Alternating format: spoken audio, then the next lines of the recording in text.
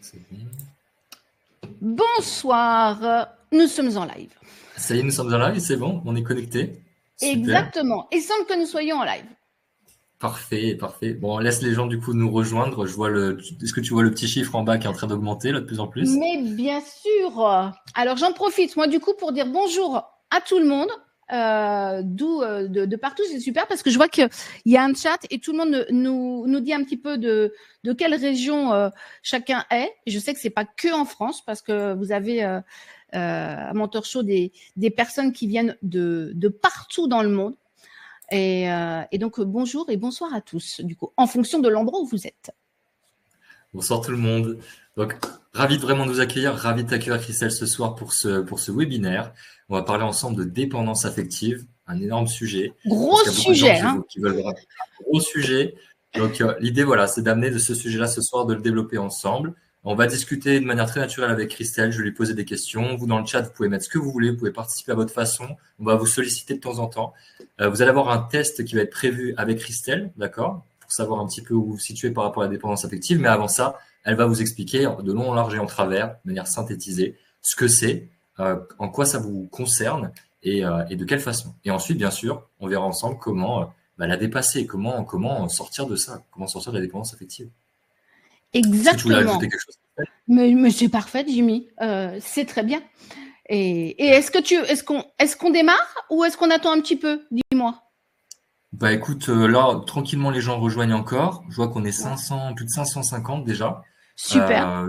Peut-être que ce que je peux faire pendant ce temps, c'est peut-être rappeler en effet de quoi on va parler dans cette conférence ensemble. Alors, ce qui est génial en plus, c'est qu'en plus toi, Jimmy, tu es aussi un accompagnant, coach et thérapeute, donc n'hésite pas à me poser des questions qui pourront, j'ai envie de dire, qui sont aussi les questions qu'on a régulièrement en cabinet, qui permettent à chacun de se dire je suis pas toute seule ou tout seul à me poser cette question ou à vivre cela, parce que vous allez voir que la dépendance affective, comme je le dis, c'est un gros sujet et il y a plein de fausses croyances sur la dépendance affective. Donc, je vais vraiment faire en sorte de décrypter tout ça et que chacun puisse sortir de cette conférence en se disant, je repars avec quelque chose qui a vraiment de la valeur pour moi. C'est-à-dire que, la première chose on va faire le test ensemble. Alors, je dis tout de suite à l'avance, avant de faire le test, je vais quand même vous expliquer c'est quoi la dépendance affective et se rendre compte qu'il y a différents types de dépendance affective et aussi de se dire que la dépendance affective, c'est pas que dans les situations amoureuses.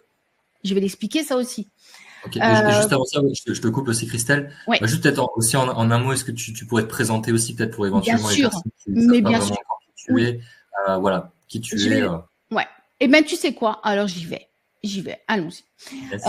Donc, pour ceux qui ne me connaissent pas, je suis Christelle Albaret, je suis psychosociologue et donc vous me voyez peut-être régulièrement sur France 2 dans Ça commence aujourd'hui avec Faustine Bollard, c'est tous les jours, où je décrypte des histoires de vie, des témoignages, qui est la vie de tous les jours. Je suis aussi auteure, j'ai écrit 3 livres, un sur la bienveillance, un deuxième sur la charge émotionnelle aux éditions Larousse, et le petit dernier, c'était Quand la nourriture vous manipule, aussi aux éditions Larousse. Et là, d'ailleurs, j'ai un livre en écriture en ce moment avec les éditions Solar. Je ne dis pas plus pour l'instant. Et des youtubeuses aussi. Voilà, exactement. Et aussi, je suis très présente sur les réseaux sociaux depuis plus de 8 ans maintenant, avec pour objectif de faire en sorte de décrypter les sujets et que lorsqu'on se pose une question, on ait tout de suite des informations concrètes qui nous permettent d'être le premier pas pour avancer. Et ça a été pour moi important. Et c'est d'ailleurs aussi pour ça que j'ai créé et fondé la clinique e-santé. J'étais pionnière dans le domaine de la thérapie digitale pour faire en sorte que de la même façon, on puisse trouver chaussures à ses pieds aussi pour avoir un psy qui nous permet de pouvoir nous aider quand on en a besoin. Comme tu le fais toi, par exemple, en tant que thérapeute à Mentor Show. Et c'est tout à ton honneur. Donc, Christelle, donc pour ceux qui la connaissent peut-être pas encore, elle fait un énorme travail de vulgarisation sur tous ces sujets, dont la dépendance affective, mais aussi la dépression, tous les sujets en fait qui touchent à la psychologie. Et c'est vraiment génial. En tout cas, pour du coup Mentor Show, tu fais bien la transition. Mentor Show, qui on est aussi, donc je représente Mentor Show ce soir. Comme l'a dit Christelle, je suis aussi coach chez Mentor Show, donc j'accompagne les clients de la plateforme. Donc MentorShow, tout simplement, pour ceux qui connaissent pas, c'est une plateforme qui permet de créer des cours en ligne avec des mentors, donc des masterclass. Comme on va vous en parler à la fin avec Christelle, on a aussi quelque chose à vous révéler. Mais en tout cas, elle crée des masterclass, des cours en ligne sur des sujets très précis, avec des personnes qui sont reconnues dans leur talent et leur don pour ces sujets-là, et qui accompagnent et qui vulgarisent aussi ces choses-là pour que tout à chacun puisse s'approprier ce travail-là, travailler sur eux, avancer sur eux, apprendre des choses. Et ça, on est très heureux de le faire avec MentorShow. Voilà. Donc, je pense que là, c'est tout bon. Donc des personnes très inspirantes, très inspirantes. Il y a plein de personnes très inspirantes dans plein de domaines et qui se recroisent. Et pour ça, c'est vraiment génial. Et de très belles. C'est qui t'inspire, par exemple, chez MentorShow, parmi les mentors, tu dois en connaître? Bien sûr. Alors, Boris Cyrulnik, bien entendu. Dans un autre, comment dire, il y a, comment il s'appelle mince, hypnothérapeute Kevin Finel, qui est voilà, que j'aime beaucoup, je connais d'avant et qui a une particularité. Mais il y a aussi Anne Tufigo, que je trouve qui apporte aussi quelque chose de très différent, qui va. Ce que j'aime en fait sur MentorShow, c'est que on se dit pas, il n'y a pas de dogme. Chacun va apporter sa réflexion. Bien sûr, c'est porté sur des choses, et du coup, ça permet à chacun de trouver le mentor qui lui parle. Parce que c'est quoi un mentor, en gros? C'est qu'on a chacun des personnalités. C'est comme moi, comme je dis par rapport à un psy, c'est que quand on a une question, un besoin, une problématique qu'on veut régler, déjà, il y a ce sujet, mais il y a aussi les personnes qui nous accompagnent. Et la personnalité aussi, c'est tout autant important que ce qu'on va traduire, transformer, aborder. Et c'est pour ça que c'est important d'avoir une pluralité, en effet. Voilà. Ok, super intéressant. Depuis tout à l'heure, depuis qu'on a commencé, il y a déjà 200 personnes qui nous ont rejoints en plus. Du coup, pour rappel, on va parler de dépendance affective ce soir avec Christelle. Donc, bienvenue à tout le monde. Installez-vous. Moi, j'ai une petite requête pour vous. Là, on est en direct avec Christelle. Donc, je vous invite vraiment à être acteur, à être actrice de l'échange avec nous, comme si vous étiez avec nous. Pas comme si vous étiez devant Netflix ou YouTube en asynchrone. Là, on est vraiment en synchrone. Donc, partagez dans le chat, notez vos impressions, notez vos questions déjà, d'ores et déjà, des choses qui vous tracassent, des choses dont vous aimeriez que Christelle vous parle. Et à la fin, ensemble, il y aura une session de questions-réponses. Vous pourrez poser vos questions directement à Christelle. Et moi, je en profite aussi pour vous dire une chose. Faisons comme si on était en séance ensemble. D'accord? Voyez comme ça, comme une première séance ensemble. Et n'hésitez pas aussi à interagir entre vous, parce que quand vous posez les questions ou ce que vous dites je vais pas oser le dire, mais quand on le dit et quand on le pose, ça nous permet à chacun de se dire je suis pas tout seul, mais tiens, moi aussi, ou quelqu'un va mettre la même sensation que vous avec d'autres mots, et ça peut vous aider. Donc vraiment, ça permet d'avoir une sorte de séance augmentée. Voilà. Trop bien, trop bien. Alors on fait une séance avec Christelle ce soir. Alors, est-ce qu'on y va? C'est parti. Alors, qu'est-ce que c'est la dépendance affective déjà, Christelle? Alors, la dépendance affective, concrètement, c'est, on pourrait dire que la dépendance affective, c'est une sorte de forme d'addiction. Ouais, voilà, on est addict, mais c'est une addiction qui repose sur une obsession, celle du besoin affectif, celui du besoin de se sentir aimé. La dépendance affective, c'est pas aimer trop, mais c'est avoir besoin de l'autre pour exister, pour se sentir en sécurité, pour se sentir même digne d'amour. La dépendance affective, c'est quand on cherche l'amour comme une forme d'urgence intérieure, quand on a ça s'associe, entre guillemets, on va dire, avec la peur de l'abandon, la peur du rejet, la peur de pas être assez. Donc, on se rend compte que derrière la dépendance affective, il y a des blessures. D'accord? Je commence à faire un petit peu le teaser là-dessus. Et la dépendance affective, eh bien, elle nous installe dans un processus, dans un schéma, dans un comportement où souvent on s'oublie, on se suradapte, on se fait tout petit pour garder l'autre. On va être on préfère un lien de mauvaise qualité à pas de lien du tout. C'est d'ailleurs pour ça pourquoi je fais souvent le parallèle, et on va en parler, entre la dépendance affective et les relations toxiques. C'est que comme en fait, il y a très peu de soi et d'estime de soi et de limites, puisqu'on a le sentiment que sans l'autre, on n'existe pas et que c'est limite la petite mort, eh bien, on préfère parfois avoir des relations qui ne sont pas bonnes pour nous, mais on ne s'autorise pas à mettre de limites parce qu'on a l'impression que sinon, on va tomber, on va se perdre. Voilà. Et c'est pour ça que les personnes en dépendance affective sont un petit peu j'aime pas trop le dire comme ça, mais presque des proies pour les relations toxiques et notamment pour les personnes toxiques et notamment quand on parle des pervers narcissiques, les dépendants affectifs sont des proies idéales pour une personne de type PN parce qu'en fait, la personne PN va prendre la personne en dépendance affective en otage et la personne en dépendance affective va voir que le lien est toxique, mais comme elle a peur de perdre le lien, elle reste enfermée dans ce schéma. Et je pense que n'hésitez pas, si ça vous parle et si par rapport à ça vous avez des questions, à réagir quand je vous parle de ça. Ouais, déjà, est-ce que vous vous reconnaissez aussi en ce que dit Christelle? Est-ce que c'est quelque chose qui vous concerne ou vous avez peut-être pu vivre dans des relations actuelles ou passées? Est-ce que vous vous reconnaissez? Ouais. Et on va pouvoir dire que derrière la dépendance affective, c'est pour ça que rapidement, avant qu'on fasse le test, je vais expliquer quelles sont les sources de la dépendance affective. Pourquoi? Parce que la première chose, dans la promesse que je vous donne aujourd'hui, c'est vraiment de vous donner des clés pour comprendre où vous en êtes et surtout comment vous pouvez en sortir. Mais on ne peut agir que sur ce dont on a la conscience, la compréhension. Et c'est tout le chemin qu'on va faire dans cette séance ensemble. Et il faut comprendre que… Est-ce que tu dirais que c'est plus que la moitié du travail accompli?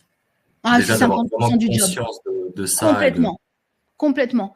C'est vraiment quand on a conscience de quelque chose, on a fait 50% du travail. Vraiment. Ouais. C'est encourageant. Oui, cool. Complètement. Et pareil, j'ai envie de dire, l'objectif n'est pas de se pathologiser en disant je suis dépendant affectif, c'est grave. La dépendance affective, on peut on peut en guérir, on peut soigner. Et on peut vraiment s'en libérer, je veux le dire comme ça. Voilà. Il faut aussi comprendre que dans la dépendance affective, le besoin d'amour, d'accord, devient vital parce que on n'a pas appris. Retenez bien et soyez tous très attentifs sur ce que je vais dire maintenant. Le besoin d'amour, il devient vital pour vous, de l'ordre du vital. Parce que vous n'avez pas appris à vous aimer et à vous sécuriser par vous-même. C'est absolument pas de votre faute. Vous n'y êtes pour rien, vous allez comprendre pourquoi. Mais c'est pour ça qu'il y a ce déséquilibre, parce que vous avez la perception, le ressenti que il n'y a que l'autre qui peut vous donner votre dose pour pouvoir répondre à vos besoins affectifs. Et c'est toute la difficulté. Pourquoi on parle de dépendance affective un petit peu comme une addiction, c'est que une addiction à l'alcool, on peut se passer de l'alcool, mais une addiction à l'amour, étant donné que ça fait partie des besoins fondamentaux, le besoin affectif est un besoin fondamental, et c'est compliqué. Mais c'est juste parce qu'on l'a pas pris dans le bon angle. Et c'est ce qu'on va regarder ensemble.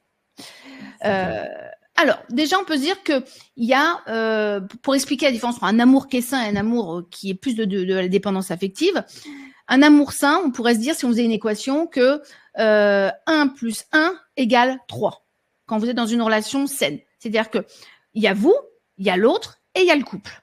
D'accord? Par exemple, si je reparle d'une relation amoureuse, il y a de la sécurité, il y a de la liberté, il y a de la confiance et il y a de l'autonomie. Quand on est dans une relation sous dépendance, l'équation de la dépendance, c'est 1 plus 1 égale 1 ou 1 plus 1 égale 0. Vous allez comprendre pourquoi. Pourquoi 1 plus 1 égale 1? Parce qu'on est dans un mode de recherche de fusion avec de la souffrance, avec de l'attente, avec de l'insécurité constante. Et la fusion, on pense que la fusion, c'est l'amour. Mais malheureusement, c'est pas le cas. Et puis, je vais donner une image pour parler de ça. Vous savez, dans les entreprises, quand une entreprise rachète une autre, on fait une fusion-acquisition, qu'est-ce qui se passe? Il y en a un qui disparaît. D'accord? Et dans la dépendance affective, le dépendant affectif, il a tendance à disparaître dans la relation, à s'oublier. Et c'est ça qui est dangereux. Et pourquoi j'ai dit 1 plus 1 égale 1 ou 1 plus 1 égale 0? Parce que vous allez voir, et ça, je pense qu'on ne vous l'a peut-être pas dit, mais la dépendance affective, il y a deux formats, deux typologies de dépendance affective. On connaît mieux une certaine catégorie, mais l'autre, on n'en parle pas souvent. Et moi, je vais vous en parler ce soir. Vous allez peut-être vous reconnaître dedans. Alors, est-ce que on ne se dirait pas que d'abord, je vais vous dire qu'il y a différents types de relations de sous-dépendance. Comme je te le disais, notamment Jimmy, je vous le dis à tous, on pense souvent que dans une relation sous-dépendance, c'est une relation amoureuse. Mais ce n'est pas que ça. On peut retrouver de la dépendance affective dans une relation amicale, dans une relation familiale, dans une relation parentale et même dans une relation professionnelle. Ça peut se rejouer à différents niveaux. Et moi, je veux bien justement que vous puissiez me dire dans l'espace de chat, si chez vous, vous avez le sentiment, pour l'instant, vous donnez votre ressenti, d'accord? Est-ce que vous avez le sentiment que cette dépendance affective ou cette carence affective, elle s'exprime plus dans vos relations amoureuses, amicales, familiales, parentales, professionnelles? Parce que vous allez voir que pour certains, vous allez dire « Ah, mais moi, c'est que dans les relations amoureuses. » Et puis pour d'autres, vous allez dire « Ah, mais moi, c'est partout. » Ou alors, plutôt amoureux et amical, mais alors pas du tout dans les relations pro. C'est déjà une partie du décryptage pour savoir comment ça fonctionne pour soi. Donc, n'hésite pas, Jimmy, à me dire du coup ce qu'il en ressort par rapport aux personnes et à leur retour. Je regarde avec toi. Voilà. Est-ce que tout le monde est avec moi? Est-ce que j'ai perdu personne pour l'instant? Est-ce que je peux continuer? Ah non, ils sont taqués là. Ils sont taqués. Allez, on y va, on continue. Génial. Alors, maintenant, on va essayer de se dire pourquoi.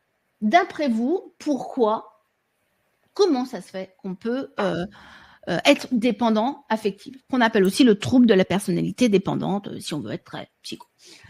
La dépendance affective, on ne la choisit pas. Hein. On ne se dit pas, tiens, je vais me lever un matin, super, tiens, si j'étais dépendant affectif. Non. La dépendance affective, déjà, il faut savoir qu'elle porte un héritage. Il y a un traumatisme, il y a une blessure, il y a une carence. Où est-ce que ça a pris sa source? Il y a deux possibilités. Soit ça a pris sa source dans l'enfance, soit ça a pris sa source à l'âge adulte. Et ça, pareil, on le dit pas suffisamment. On pense que c'est que dans l'enfance, mais ça peut aussi arriver. C'est intéressant que ça puisse être à l'âge adulte, ouais, en effet. Exactement. Donc, dans l'enfance, qu'est-ce qui s'est passé? Dans l'enfance, ça peut être lié. Vous avez eu une maltraitance, des parents qui vous ont surprotégé. Vous avez vécu un ressenti d'abandon. Vous avez été dévalorisé, brimé, contrôlé. Ou vous avez grandi dans un environnement familial où il y avait un handicap, une maladie. Il y a eu donc un environnement propice au fait que la construction de l'autonomie affective a pas pu prendre, en fait, tout simplement. Je pourrais pas trop le développer, je m'excuse à l'avance, je sais tout de suite que je vais créer des frustrations ce soir, je m'en excuse, et on pourra le redévelopper, bien sûr, mais étant donné que je vais essayer de tenir le timing de cette conférence et pouvoir vous faire le test, et ensuite vous donner des pistes pour avancer, je m'excuse à l'avance si je ne développe pas plus. D'accord? Mais n'hésitez pas, vous pourrez prendre vos questions et me les poser à la fin. Je disais que ça peut se passer à l'enfance, mais ça peut aussi se passer à l'âge adulte. Pourquoi je dis à l'âge adulte? Parce que ça peut être lié à un choc émotionnel important. Ou alors le fait d'avoir été en lien avec une personnalité toxique. Ou votre estime de vous, dans un contexte précis, a été abîmée. Vous avez été trahi, manipulé, ou alors il y a eu une accumulation, par exemple, d'échecs, de souffrances. Et c'est ce qui fait qu'il va y avoir une sorte de schéma de rupture qui peut nous précipiter dans un format de dépendance affective. Mais dans tous les cas, il y aura toujours un minimum de source qui viendra d'une blessure affective ou un terreau qui n'a pas été complètement autonomisé pendant l'enfance. D'accord? Okay. Alors, à quoi elle peut ressembler, votre dépendance affective? Je veux bien qu'on fasse ce petit, ce pré-test, entre guillemets, ensemble pour que vous puissiez vous reconnaître, puisque j'ai dit qu'il y avait différents types de formes de dépendance affective. Moi, j'en ai identifié là un peu, par exemple, 6 personas de dépendance affective. La première, dans laquelle peut-être vous pourriez vous reconnaître, c'est ce que j'appelle, c'est-à-dire la façon dont la dépendance affective s'exprime dans votre quotidien. D'accord? Comment vous la vivez? Soit vous pouvez la vivre sous format de fusion. Ça veut dire quoi? Je me perds dans l'autre et je vis à travers la relation. Si c'est plutôt ça, vous êtes plutôt dans un format de dépendance type fusion. Mais vous pouvez aussi le vivre dans un format qu'on appelle compensation. C'est-à-dire que j'attends que l'amour répare mes blessures. Ok? Ça peut être aussi une forme de soumission. C'est-à-dire je m'efface pour être accepté.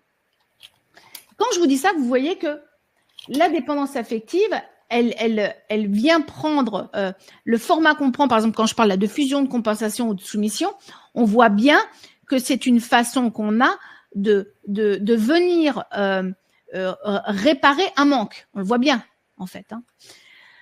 Autre format, ce que j'appelle le trop parler, le trop analyser. Là, c'est j'ai peur du silence ou de ne pas comprendre l'autre. D'accord ? Ça aussi, c'est une forme que peut prendre la dépendance affective. Il y a aussi le caméléon. C'est je change pour plaire. J'ai tellement peur d'être rejeté, abandonné que je joue le caméléon. En fonction des endroits où je suis, je vais être ce format-là. J'ai beaucoup fait ça, moi. Ouais. Voilà. Et il y a aussi le format du je te veux, je te fuis. C'est j'aurais besoin, j'ai envie d'être aimé, j'ai besoin de ça, mais j'ai peur d'être proche. J'ai tellement peur d'être rejeté, abandonné que j'ai du mal à rentrer en relation avec l'autre. Voilà. Et ce format-là peut aussi s'associer avec les autres. Donc là, voilà, vous avez différentes formes. Vous pouvez dire dans le chat celles dans lesquelles vous vous reconnaissez et celles qui vous parlent. D'accord ? Voilà. Je peux peut-être les redire les 6 là. Bien sûr. La fusion, la compensation, la soumission, le trop parler ou trop analyser. Trop parler, trop analyser, je l'ai peut-être pas suffisamment expliqué, mais c'est quand vous savez, on est en dépendance affective et on a peur du vide. Et donc, on parle beaucoup, on a une logerie verbale, on ne supporte pas les silences. Voilà. Et donc, on va prendre tout l'espace dans une pièce. Pourquoi ? Pour avoir ce sentiment de créer un lien. Ok. D'accord ? Ok, voilà. Cool. Super. Et après, tu disais le caméléon. Voilà, on a le caméléon et on a le je te veux, je te fuis. Je te veux, je te fuis. Ouais. Alors, une fois qu'on s'est dit ça et quand on a expliqué ça, il y a où est-ce que ça a pris sa source, tout ça ? Comme je vous ai dit, il y a les choses qui viennent de notre histoire de vie, de notre contexte, d'accord ? Mais il y a une racine à tout ça. Et la racine, c'est ce qu'on appelle le type d'attachement. Comment nos racines, à chacun, d'attachement, nos racines affectives, elles se sont ancrées ou pas. Quand on a un enfant, prenez en considération que le job d'un parent ou de la personne qui a la fonction parentale, d'accord, c'est de nous aider à grandir, à nous mettre en autonomie au fur et à mesure et à notre rythme, d'accord, et de nous faire nous sentir suffisamment en sécurité avec nous-mêmes et avec l'autre. Quand un parent arrive à faire ça, il crée chez nous ce qu'on appelle un attachement sécure, c'est-à-dire que je suis bien avec moi, je suis bien avec l'autre, j'ai une bonne maturation affective, j'ai été un enfant sécurisé, j'ai été sécurisé plutôt que rassuré, on ne m'a pas couvé, on ne m'a pas rejeté, voilà, j'ai eu ce qu'il fallait, d'accord ? Donc j'ai eu une bonne mise en autonomie. Super, là, vous cochez la case verte, j'ai un attachement sécure. Mais quand on n'a pas eu ça, si on n'a pas eu cette bonne maturation, cette bonne mise en autonomie, on s'est construit avec des racines qui sont un peu carencées. Et quand on est carencé, il y a deux types de carences. Soit on a construit un lien d'hyper-attachement, ou alors un lien que moi j'ai appelé d'hypo-attachement. Vous savez, comme vous avez l'hyper ou l'hypothyroïdie, eh bien, par exemple, l'hypothyroïdie, c'est quand votre thyroïde, elle fonctionne pas. L'hyper, c'est quand elle fonctionne trop. Donc, hypothyroïdie, vous avez tendance à prendre du poids. Hyperthyroïdie, eh ben, vous avez tendance à en perdre. Ben, il y a l'hyper et l'hypoattachement. C'est-à-dire que l'hyperattachement, c'est que j'ai besoin, pour me sentir en sécurité, d'une ultra présence de l'autre. D'accord ? Donc, c'est un peu la moule sur son rocher. Donc, et dans ce système d'hyperattachement, celui-ci est très anxieux, d'accord ? J'ai le sentiment que je peux pas prendre une décision tout seul, que choisir sans la présence de quelqu'un, c'est difficile. J'ai constamment besoin d'être validé par l'autre. On va y revenir sur ce sujet. Quand on s'est construit avec cet hyper-attachement, alors, on va avoir une relation à soi et une relation à l'autre qui est épuisante et ultra anxieuse. D'accord ?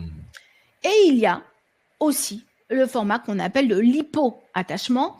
C'est beaucoup moins connu. Ouais. C'est ce qu'on appelle aussi l'attachement évitant. C'est-à-dire que J'ai énormément besoin de l'autre, d'accord? Mais très jeune, j'ai appris à me dire, je vais faire comme si j'en avais pas besoin. Donc, j'ai des besoins, mais je sais super bien m'occuper des besoins des autres, mais moi, je fais comme si je n'en avais pas besoin. Donc, j'ai un besoin d'attachement, mais il est caché, il est dénié même, et je peux même passer des années à penser que j'en ai pas besoin, d'accord? Ça peut prendre des années à se conscientiser. Et je fais tout pour, du coup, pour paraître autonome. Et je vais même parfois mettre l'autre à distance en même temps que mes propres besoins. Et quand on est dans un hypoattachement, on n'est ni bien avec soi, ni bien avec l'autre. Il faut savoir que ces formats de fonctionnement ont des conséquences. La dépendance affective, on s'en rend compte rarement par, je veux dire, de prime abord. Ça vient par les conséquences et par nos situations de vie. Une relation toxique, un burn-out. Le nombre de personnes qui font des burn-out qui en fait sont des personnes en dépendance affective qui s'ignorent. Mais pourquoi? Parce qu'elles confondent le besoin d'être aimé avec le fait d'attendre, de vouloir tellement de reconnaissance au travail. Et la reconnaissance appartient à la famille de se faire, d'être aimé en fait. Hein. Et donc je ne me pose pas de limite. Et plus on va m'en donner, plus je vais dire bah on va m'aimer, on va m'apprécier, on va me reconnaître, et je tombe dans le burn-out. Est-ce qu'il y a des burn-out parmi nous ce soir? On peut aussi être addict au sport. On peut être aussi souvent à côté avoir des effets secondaires comme par exemple des troubles du comportement alimentaire et bien entendu des dépressions. Je propose, pour rester dans le timing, et je sais que je suis hyper rapide, mais j'essaye de tenir ma promesse. Jimmy, est-ce qu'on est bon dans le timing? Écoute, il est 19h30, ça me semble tout à fait correct. Mais juste, il y avait un petit truc que je trouvais paradoxal, peut-être les gens se questionnent parmi nous, là, de se dire, là, tu parlais du coup du fait d'être dans le rejet quelque part de ce qu'on ressent, de ses besoins, donc d'attachement et tout ça, mais que ça aussi, ça rentre dans la dépendance affective bizarrement. Donc, on peut être dépendant affectif, mais en même temps être hyper en mode, j'ai pas besoin de l'autre et je suis très. Mais complètement. C'est ça qui est fou. Et on en souffre énormément. Parce qu'en fait, comment te dire? Par exemple, moi j'ai le cas là, par exemple, d'une patiente qui, comment dire, elle est géniale, et tous mes patients sont jeunes, mais enfin, on a toujours des coups de cœur, mais elle a peur de rentrer en relation avec l'autre. Tout le monde l'aime, tout le monde la kiffe, mais pour elle, rentrer en relation avec l'autre, c'est s'exposer à quoi? À obligatoirement se dire de toute façon, je vais être rejetée ou abandonnée à un moment ou à un autre. Donc, je préfère pas y aller. Au moins, je serai pas déçue. Au moins, je vais pas trop souffrir. Mais ce qui est pas vrai, parce qu'elle souffre tellement de la solitude, du fait d'être seule, du fait elle voudrait être aimée, elle voudrait partager, elle voudrait construire une famille, mais elle peut pas. Voilà. Donc, c'est là aussi c'est pour ça que cet attachement évitant. Et on va voir, parce que justement, on va passer au test, et on va voir que je vais vous faire j'ai décidé dans cette séance de le faire un peu. Alors, c'est un texte très express, hein, vous m'excuserez à l'avance. Le test, il est beaucoup plus étoffé que cela, mais c'est de voir d'un côté l'hyperattachement, l'hypoattachement, comment ça peut prendre sa forme. Et puis, il faut se dire qu'on peut aussi avoir un attachement ambivalent, c'est-à-dire qu'on cumule les deux. À la fois le côté hyper et le côté hypo. Et là, c'est ce qui explique aussi pourquoi on peut avoir des paradoxes de vie. On peut être hypo sur la partie professionnelle, hyper sur la partie amoureuse. Ok. Voilà. Ah oui, hyper intéressant. Ouais. Super. Alors, est-ce que tout le monde est prêt pour faire le test? Si j'ai besoin que vous ayez un papier, un stylo ou alors votre téléphone pour pouvoir écrire, parce que je vais vous poser des questions, il va falloir compter les points. Donc, si c'est pas le cas, allez vite chercher un papier et un stylo. Et peut-être juste avant, pendant que les gens vont chercher un papier et un stylo, peut-être me reposer une question juste avant de démarrer. Oui, alors le temps que les gens ils se munissent d'un papier stylo, j'avais une question concernant Est-ce que tu pourrais redéfinir un petit peu ce que c'est l'hypoattachement? Je ne sais pas si c'était hyper clair pour tout le monde au niveau de l'hypoattachement. Ouais. Alors, l'hypoattachement, comment ça s'est construit dans l'enfance et l'hyperattachement, comment ça s'est construit dans l'enfance. Je vais faire comme ça. Ok.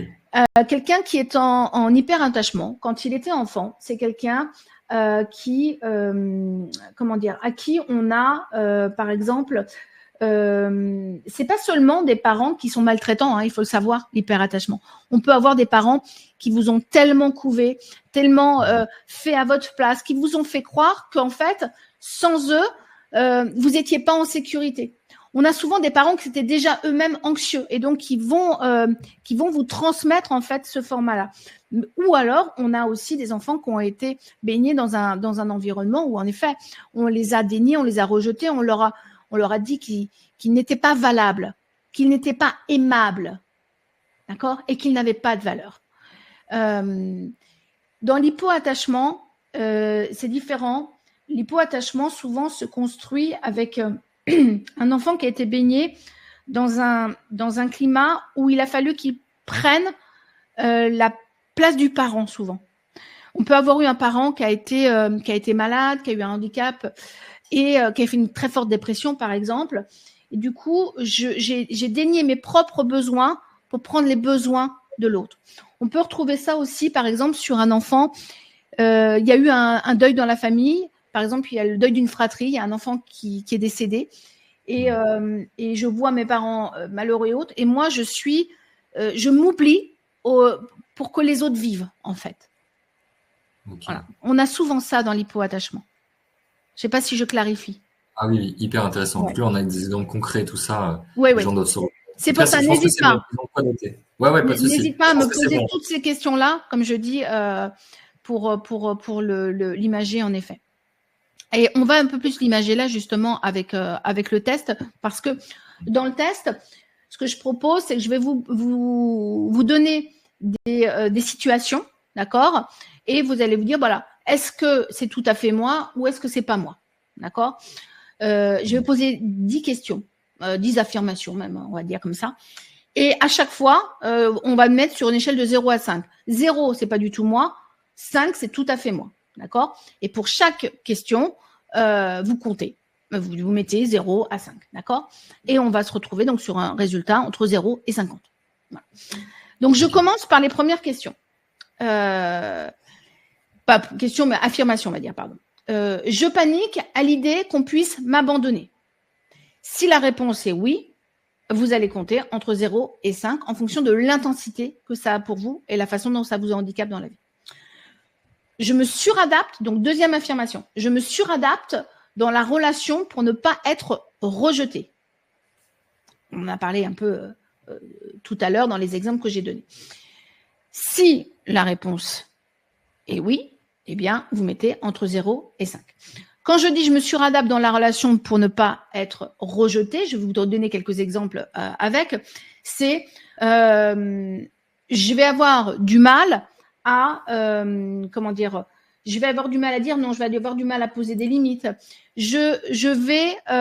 On va pouvoir se dire, je parlais tout à l'heure de la soumission ou de jouer le caméléon à cet endroit-là. C'est vraiment... généralement, quand on est à cet endroit-là, on ne supporte pas le conflit. Donc, je me suradapte. OK? Troisième affirmation. Quand l'absence de réponse ou de message m'angoisse beaucoup. Là, je pense que beaucoup vont se retrouver. Vous êtes, par exemple, dans une nouvelle situation amoureuse. Quelqu'un vous a pas répondu, vous allez interpréter le silence en vous disant est-ce que j'ai dit quelque chose qui valait pas, comment ça se fait, vous allez immédiatement douter, culpabiliser, imaginer, penser, et vous allez être dans quelque chose de très anxieux. Ça vous angoisse et vous êtes capable par exemple de renvoyer 15, 20, 50 messages jusqu'à ce qu'on vous réponde, même quitte à vous faire pourrir. Mais vous préférez qu'on vous pourrisse plutôt que le vide. Il y a beaucoup de 5. Hein. Il y a beaucoup de 5. Voilà. Je passe à l'affirmation numéro 4. J'ai besoin d'être rassurée très souvent pour me sentir aimée. Ça veut dire que j'ai besoin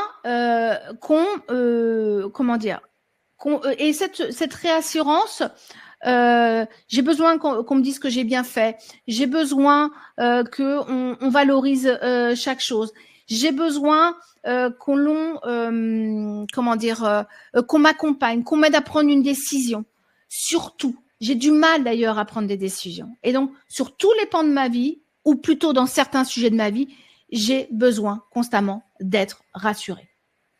Et sur le fait de me sentir. Ouais, excuse-moi de te couper. Pour les questions, c'est dans quel prisme que tu leur demandes de réfléchir? Est-ce qu'ils doivent réfléchir à travers leur couple ou est-ce qu'ils doivent prendre leur vie au global? Mais cette question, elle est très intéressante. Le travail, la vie de famille, tout ça. La question est très intéressante, c'est de se dire, en fait, quand je dis ça, j'ai besoin d'être rassurée très souvent pour me sentir aimée, immédiatement, à quoi vous pensez? Qu'est-ce qui vous vient en image? Qu'est-ce qui vous vient là, spontanément? Ça va vous donner une indication.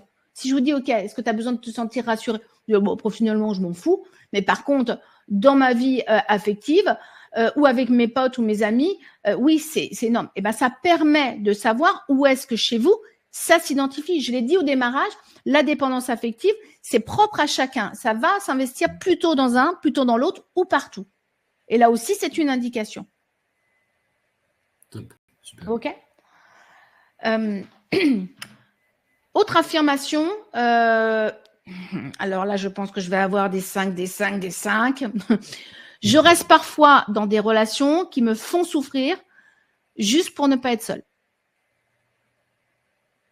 Alors là, bien entendu, on va retrouver les fameuses relations toxiques parce que une personne en dépendance affective a du mal à faire la différence entre un lien de qualité et un lien toxique.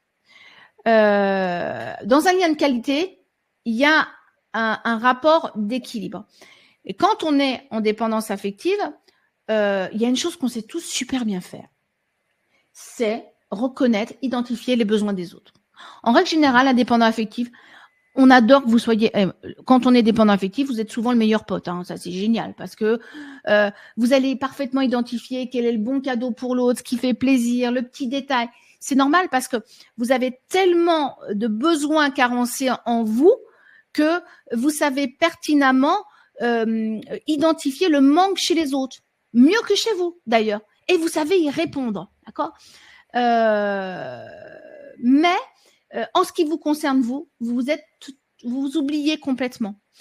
Et quand je parle de se mettre parfois dans des relations qui nous font souffrir, c'est je suis mal avec cette personne, mais déjà, je pense que le problème, c'est moi, parce que je me remets toujours en question, mais de façon moi-même toxique vis-à-vis de moi, parce que je me juge. Les personnes en dépendance affective se jugent, se dévalorisent énormément. Il y a la colonne vertébrale, ce que j'appelle moi la colonne vertébrale de confiance, l'amour de soi, l'estime de soi, la confiance en soi et l'affirmation de soi est vraiment attaquée, rognée en réalité.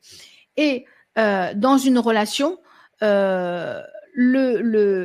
même lorsque l'autre dépasse des limites, on n'arrive pas à mettre un stop, déjà parce qu'on en a peur. On a peur du rejet, on a peur de l'abandon. Et c'est de l'ordre du vital hein, pour nous.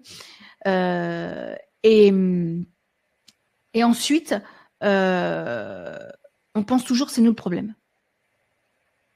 Et c'est ce qui fait que l'autre en face peut vraiment vous enfermer et vous mettre dans un schéma d'emprise.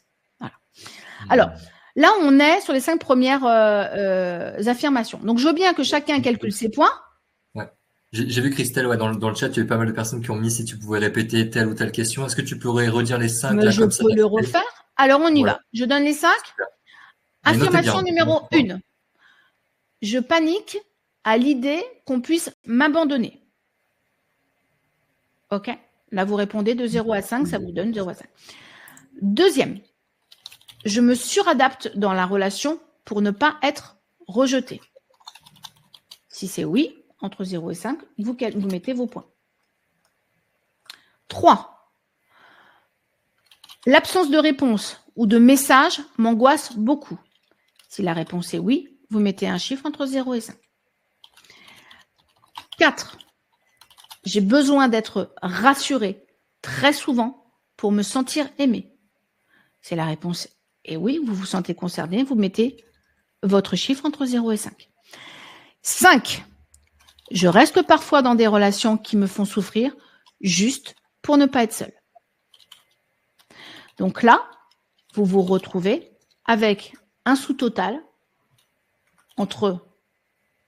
dans cette catégorie de 0 à 25. Et bien là, je veux bien que vous mettiez déjà votre résultat. Le premier résultat. Et on va passer au deuxième résultat. Pour ceux qui se retrouvent là-dedans et sachez que là, ce qu'on vient de regarder, et je ne vous l'ai pas dit avant, c'est la tendance à avoir une dépendance affective en mode hyper attachement. D'accord ? Maintenant, on va regarder du côté de la tendance à être en hypo-attachement. C'est-à-dire que dans le premier, on était plutôt dans une notion de fusion, de dépendance visible. Dans la tendance hypo, on est dans une dépendance affective plutôt cachée, masquée. Donc, sur 25, du coup, c'est à partir de combien qu'on pourrait considérer qu'on est plus dans… on va y venir. On va y venir. Okay. On va y venir, bien entendu.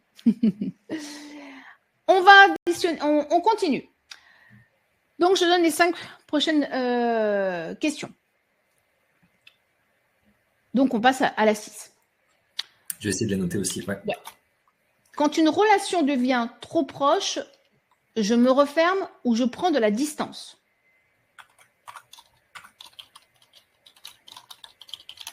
Là, pareil, de 0 à 5. Je vais donner toutes les questions, puis après, j'expliquerai. Ça sera peut-être plus facile. 7e. J'ai du mal à exprimer mes émotions ou à parler de ce que je ressens vraiment.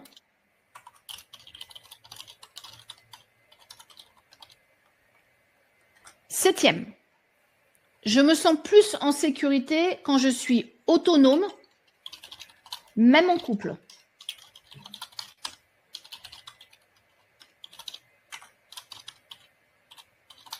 Alors, j'étais à la 8e, pardon. Oui, là, c'est la 9e. Ouais, excuse-moi, 8e. 9e. Un psy qui ne sait pas compter jusqu'à 10, on est mal barré. 9e. Je me méfie de l'attachement, ça me fait peur ou me dérange.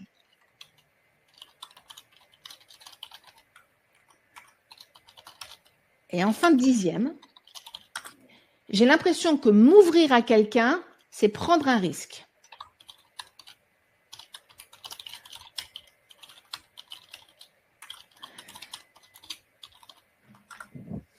Je pense que vous allez vous rendre compte qu'en fait, pour certains, vous pensiez que vous étiez peut-être qu'en hyper et que vous vous rendrez compte qu'il y a aussi des choses dans lesquelles vous vous reconnaissez dans la tendance que j'appelle hypo-dépendance affective, qui est l'attachement évitant.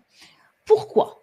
Parce qu'en fait, souvent dans un premier temps, on peut avoir eu une tendance hyper, mais quand on a été confronté à des situations toxiques, des relations toxiques, des situations qui nous ont tellement mis à mal qu'on est épuisé physiquement, émotionnellement, et qu'on s'est mis plein de carapaces, eh bien, on finit par avoir aussi des réactions d'attachement évitant. C'est-à-dire que comme on veut plus souffrir, on décide de se couper complètement. C'est là qu'on retrouve, par exemple, quand une relation devient trop proche, je me referme ou je prends de la distance. C'est-à-dire que j'aimerais bien rentrer en relation, par exemple, j'aimerais bien créer une relation amoureuse, mais j'ai tellement eu de drama dans mes relations amoureuses avec des déséquilibres que je veux plus. J'ai décidé que c'était terminé. Alors qu'au fond de moi, j'ai tellement besoin d'être aimée, j'ai tellement envie de vivre cette relation, mais j'ai plus l'énergie. J'ai peur, d'accord ? Ça peut être aussi le fait d'avoir du mal à exprimer ses émotions ou à parler de ce que je ressens vraiment, c'est que vous savez très bien, souvent les dépendants affectifs sont super bons en écoute active pour les autres. Hein ? C'est super bon. D'ailleurs, on peut retrouver des thérapeutes qui peuvent être des très bons dépendants affectifs réparés. C'est-à-dire que mais vos émotions, vous avez du mal à les exprimer parce que vous avez peur qu'en les exprimant, elles ne puissent pas être acceptées, accueillies et donc à nouveau de vivre le sentiment de rejet ou d'abandon. Là, c'est pareil, je pense que ça peut vous parler. Les personnes en dépendance affective qui sont en format évitant sont aussi des personnes qui vont avoir souvent, quand je parlais pour se sentir plus en sécurité, je veux tout contrôler, être en autonomie de tout, c'est-à-dire je veux dépendre de personne, même dans mon couple, je veux dépendre de personne, comme ça, je suis sûre de ne pas souffrir. Et là aussi, souvent, ça cache une dépendance affective, ça peut cacher une carence affective.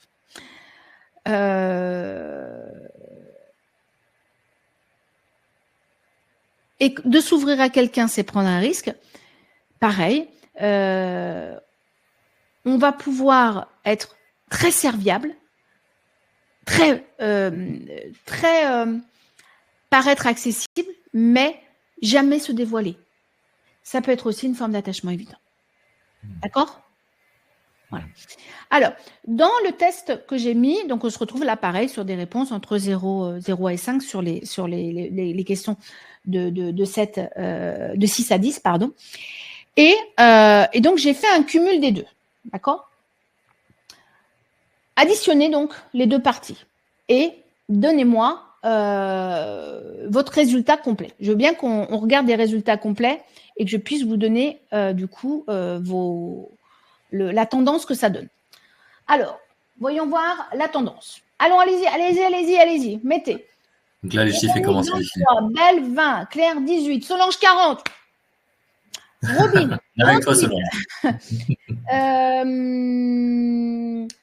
Carmélina 13, Aline 42, 32, 44, 34, 29, 20, 28, 23, 46, 37. Ok. Allez-y, continuez de mettre et pendant que vous expliquez, je vous donne les tendances. C'est une tendance, on est bien d'accord. On est dans un autodiagnostic, on est dans une auto-évaluation, il ne s'agit pas d'un diagnostic clinique. On est bien d'accord. Alors, je précise. Si vous êtes sur des résultats entre, on va dire, les 0 et 12, on peut considérer que vous êtes sans dépendance affective. C'est plutôt une carence affective, mais c'est certainement pas une dépendance affective. Si vous êtes sur des résultats à peu près, on va dire, je dis à peu près, entre 13 et 22, on peut dire que vous êtes plutôt dans une dépendance affective de type légère. D'accord ? J'ai vu un 51 passer. Je pense que c'est pas possible. Le 51, ça c'est autre chose, c'est le pastis, mais c'est pas la même chose.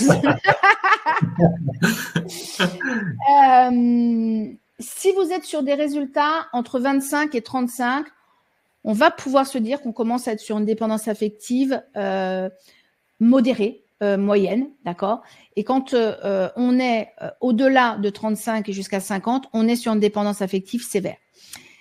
La façon dont je vous dis ça, je pense que ça va pas vous choquer parce qu'en fait, vous allez vous dire, je comprends mieux peut-être en effet pourquoi je vis ça, pourquoi je souffre de cette façon-là. La dépendance affective, elle s'infiltre dans les différents pans de notre vie, en fait, et elle se traduit par ce que j'appelle des symptômes de vie, dans la relation à l'autre, mais aussi dans les troubles du comportement alimentaire, dans une tendance à la dépression, comme je vous disais, peut vous précipiter dans des burn-out. Vous êtes souvent, on va avoir des fatigues chroniques.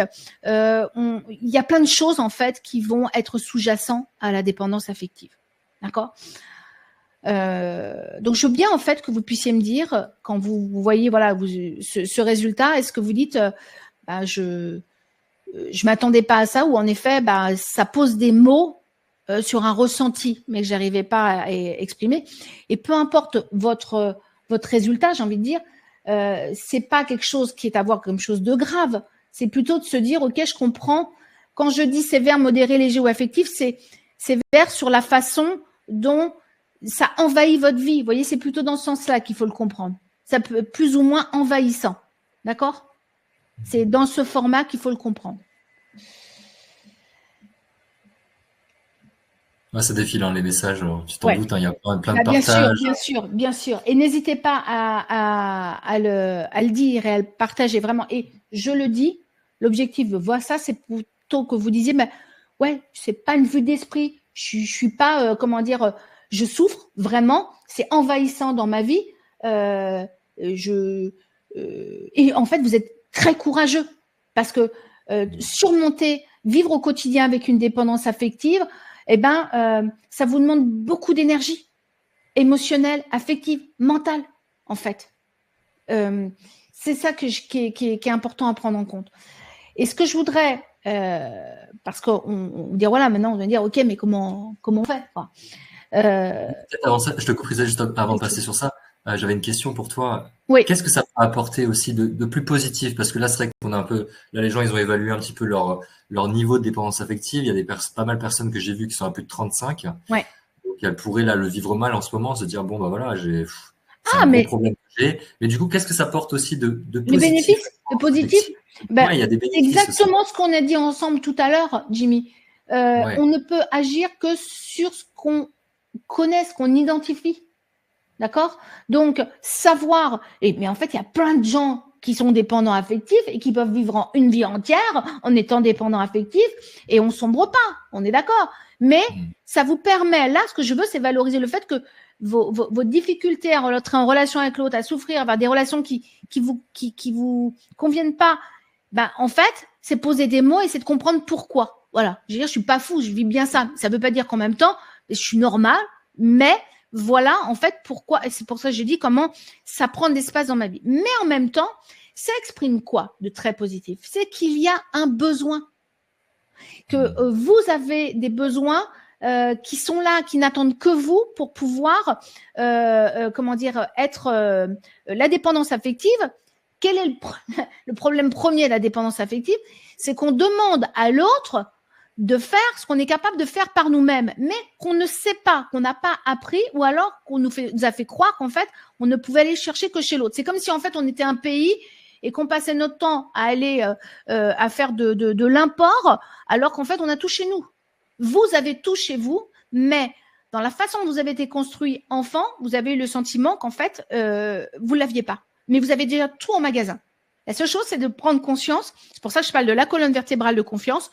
Pour une personne en dépendance affective, il y a des étapes, en fait, tout simplement pour se libérer et inverser la tendance, tout simplement, et faire en sorte Comment est-ce qu'on fait? Alors, comment on fait?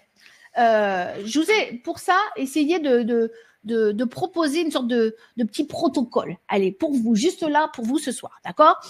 Allez-y, prenez des notes, c'est que pour vous. Imaginons, vous avez identifié votre résultat, il est là, d'accord? Donc, vous avez un état présent et vous avez un état désiré. C'est ce que vous voudriez à la place. Donc, la première chose que vous allez pouvoir faire, c'est aujourd'hui, j'ai un état présent de cette situation qui ne me convient pas et essayez de vous projeter, ça serait qu'est-ce que vous voudriez à la place? Votre état désiré, d'accord? Et à partir de là, en fait, ce qu'il faut savoir, c'est que la première chose pour pouvoir sortir de la dépendance affective, d'abord, ce qu'on a commencé à faire là, on a commencé à faire la première partie, c'est qu'il faut démasquer ce qui se joue. Donc, identifier nos propres schémas de dépendance affective. Donc là, j'ai donné point de départ, on est d'accord, mais il y a tout à dérouler. Mais donc, la première chose, il faut démasquer, identifier les schémas de dépendance affective dans lesquels on est. D'accord? Comment je me perds quand je fuis et se dire, voilà, avoir un effet, miroir qui nous permet de sortir de cet aveuglement et de mettre de la conscience sur nos automatismes. Ça, c'est la première chose. La deuxième chose que vous allez pouvoir mettre en place, c'est ce que j'appelle, moi, c'est de déprogrammer le mode opératoire qu'on avait. On pensait qu'on devait tout importer de l'extérieur. Maintenant, en fait, comment en fait je vais déprogrammer cela, remonter. Donc pour ça, il va falloir remonter à l'origine, bien sûr, de la dépendance affective pour casser le mythe de je dois, je suis pas aimable ou je dois être aimé de l'autre exclusivement pour exister. D'accord? Il y a tout un schéma à déprogrammer. C'est pas je suis pas né dépendant, mais j'ai appris à l'être, en gros. D'accord? Okay. Et ensuite, on va passer, vous pouvez passer à une autre phase qui est, une fois qu'on a déprogrammé, on a déconstruit, on va rééduquer autrement. Le but, c'est de se reconnecter à quoi? À ses besoins, à poser des limites et à renforcer l'estime de soi. Et il y a une chose que moi, j'ai pu identifier depuis des années que j'accompagne les gens en dépendance affective, c'est quand je dis c'est quoi tes besoins, eh ben, une personne en dépendance affective, elle est incapable au premier abord de me dire c'est quoi ses besoins.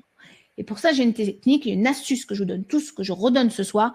Quand vous n'avez pas identifié vos besoins, demandez-vous c'est quoi vos peurs. Faites la liste de toutes vos peurs. Vous listez toutes vos peurs. Et ensuite, une fois que vous les avez listées, vous dites OK, quel est l'opposé de ce que je viens d'écrire ici? Par exemple, ma plus grande peur, c'est de jamais être bien dans une relation amoureuse. OK? C'est quoi l'opposé de ça pour vous? Je voudrais m'épanouir dans une relation. D'accord? On dit bien l'opposé de la phrase. Et c'est différent pour chacun. Quand on donne l'opposé de cette phrase, faites tous les opposés. Et après, c'est tout simple. Vous avez la liste de vos besoins. Ça révèle les besoins. Parce que l'opposé de nos peurs, c'est nos besoins. Et en fait, on a notre plan d'action. Apprendre à poser des limites aussi, ça s'apprend, à savoir dire non, à savoir dire oui. Par exemple, j'ai beaucoup de personnes qui ont peur de dire non. Pourquoi on a peur de dire non? Parce que quand on dit non, on a l'impression qu'on va être rejeté, on va être mal compris. Mais savoir dire non, c'est autant se respecter soi que respecter l'autre. Quand on dit non à l'autre, on lui permet de mieux relationner avec nous. Et c'est ces choses-là qui sont dont il faut prendre conscience, en fait. Après, il y a, quand je parle de rééduquer, c'est tout le système de rééduquer, la fameuse colonne vertébrale de confiance. Je redonne les 4 éléments, ils sont super importants. Le premier, c'est l'amour de soi. C'est ce qui a été le plus attaqué lorsque l'on est en dépendance affective. L'amour de soi, c'est la capacité à s'aimer sans condition, de façon inconditionnelle. Et ça, normalement, c'est les parents qui nous ont appris à le faire.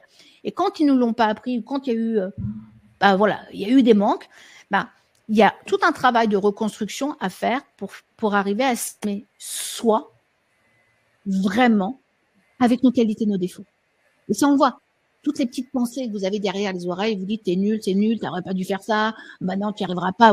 Mais on est notre pire ennemi. C'est-à-dire qu'on n'attend même pas que ce soit l'autre qui nous le dise. On est capable de se dire des trucs, mais d'une violence qui est aujourd'hui, on parle beaucoup sur les médias d'ensauvagement, ce terme. On a un sacré ensauvagement avec nous-mêmes. D'accord? Donc, c'est prendre conscience de tout ce qu'on se dit dans les oreilles pour arriver à se dire, mais en fait, je dois pouvoir apprendre à m'aimer même quand je suis pas à la hauteur, même quand quelque chose faillit, c'est pas grave.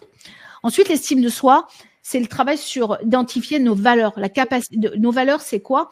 C'est le regard que je porte sur moi. Souvent, les gens me disent, Christelle, ils arrivent vers me voir, ils me disent, Christelle, je manque je manque de confiance en moi, pardon. Et souvent, je me rends compte que les gens ne manquent pas de confiance en eux. Ils manquent d'estime d'eux, mais pas de confiance en eux. Parce que l'estime de soi… C'est quoi la différence? Je le dis justement, c'est que la confiance en soi, on en a tous. Vous savez pourquoi? Parce qu'en fait, la confiance en soi, c'est nos capacités, nos compétences et notre expérience. Et à part si vous avez 0 ans, vous avez obligatoirement eu des expériences de vie, bonnes ou mauvaises, peu importe. Et donc, vous avez développé des capacités, un potentiel qui est là. D'accord? Donc, c'est… ce qui fait qu'on a le sentiment de ne pas avoir confiance en soi alors qu'on l'a déjà en magasin, c'est parce que juste en dessous, à l'endroit de l'estime de soi, on juge. C'est-à-dire que c'est pas ce qu'on a, mais c'est la valeur qu'on pense que l'on a. Donc, c'est ce qui vient en fait d'évaluer notre confiance en nous. Voilà ce qui se joue. Et juste en dessous, au-dessus de la confiance en soi, il y a ce qu'on appelle l'affirmation de soi. L'affirmation de soi, c'est quoi? C'est ma relation entre moi et l'autre.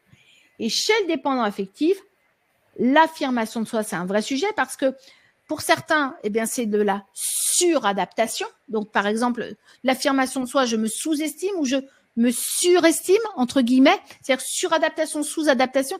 C'est toute cette partie-là qui va bouger énormément parce que tout le reste de la colonne vertébrale n'est pas consolidé.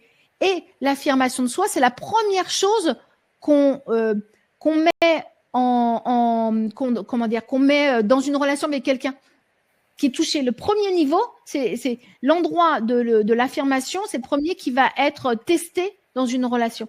Je me suradapte, je m'oublie, ou alors je vais faire croire que j'ai besoin de personne. Donc c'est pareil, c'est un autre format d'affirmation de soi qui est qui n'est pas stabilisé. Donc ça, c'est le travail vraiment, ce que j'appelle la troisième phase de rééducation complètement de cela. Après, comment on fait donc pareil pour sortir de la dépendance affective? Tous ces éléments-là, il faut les tester dans la vraie vie. D'accord? Il faut l'appliquer dans les conditions réelles, sans se replonger dans les anciens schémas. Parce que il y a ce que j'appelle, moi, une phase d'entraînement, que ce soit amical, amoureux ou pro, où on va observer nos vieux réflexes, la fusion, le retrait, le mode sauveur, le fameux triangle de Cartman. Et puis, on va essayer de se dire, OK, je vais y répondre autrement. Je vais commencer à apprendre à poser des limites claires. Je reste en lien avec, je vais y rester en lien, mais sans me sacrifier ni me fermer. Et je teste ça.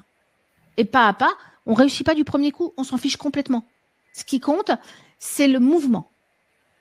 Psychologie du succès, rappelez tous vous cela, la psychologie du succès, c'est le sentiment de progresser. C'est la première chose qui est importante. Donc faire des choses qu'on n'avait pas l'habitude ou qu'on a perdu l'habitude de faire, quoi. Et après, ce qu'on va faire pour aller vers cet état désiré, c'est ancrer les choses. Donc, une fois qu'on a appris à faire différemment, on va le consolider dans un nouveau mode relationnel qui est basé sur une liberté affective. Et c'est là où on va se dire, par exemple, que non, la jalousie, c'est pas une façon d'aimer. Non, la jalousie, c'est un emprisonnement de soi et de l'autre parce que on est notre attachement n'est pas suffisamment sécurisé. Voilà. Donc voilà j'ai envie de dire un peu ce protocole que je pourrais donner de sortie de la dépendance affective qui permet d'aller vers 1, je suis capable de m'attacher sans me dissoudre. 2, je reste en lien avec l'autre mais sans anxiété ou sans fuite systématique. C'est aussi, je peux être seule sans panique ou sans vide existentiel. Et puis aussi, je peux faire de la place à l'amour sans sacrifier ma propre vérité. Ça peut être ça aussi. Ok. Et qu'est-ce que tu répondras à des personnes qui, par exemple, n'ont jamais vraiment pris l'habitude de s'aimer elles-mêmes, tu vois, parce qu'elles ont toujours fait passer les autres avant elles et tout ça, et du coup, elles n'ont jamais fait. Comment on fait pour s'aimer, en fait? Comment on fait pour s'aimer? C'est une magnifique question. Pour pouvoir s'aimer, il faut se reconnaître. Pour pouvoir s'aimer, il faut pouvoir se dire qu'on se donne une permission. Et le travail à faire, c'est de se donner des permissions. Permission d'exister, permission de ne pas être comme les autres, permission de ne pas être parfait, permission aussi d'avoir peur, permission de douter. Permission. Le mot, c'est permission. Permission. Ouais. Super. Trop intéressant.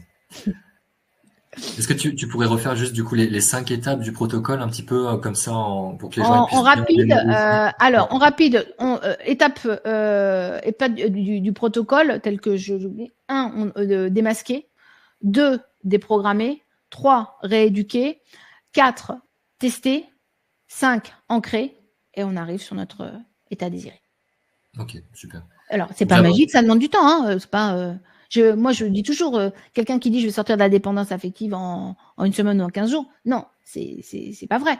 Parce que vous comprendrez bien que c'est quelque chose sur lequel il faut, comment dire, ce qui a été construit, il faut le déconstruire pour le reconstruire autrement. Mais par contre, il y a un mieux-être à chaque étape. Et c'est ça qui est un vrai kiff.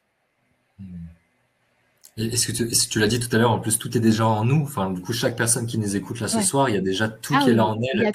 Elle peut ouvrir cette porte en fait de l'estime et de l'amour de soi et il n'y a pas besoin d'avoir quelqu'un d'autre qui le fasse pour. Mais par contre, là où je comprends chacun, c'est qu'en fait on dit ok, j'ai compris, mais par contre c'est comment on fait. Une fois que j'ai compris, c'est comment on fait. Et c'est là où il faut la matière, les prises de conscience, les exercices qui permettent de pouvoir justement faire ce mouvement. Parce que juste dire oui, maintenant allez-y, super, mais il faut donner de la matière. En tout cas, on espère déjà que tout ce que tu as partagé ce soir, Christelle, qu'ils ont de la matière à pouvoir utiliser, à tester. Déjà, ils savent déjà plus clairement s'ils sont plus en hypo, en hyper attachement. Donc déjà, ça c'est hyper précieux. Donc ils savent déjà où ils se situent par rapport à la dépendance affective.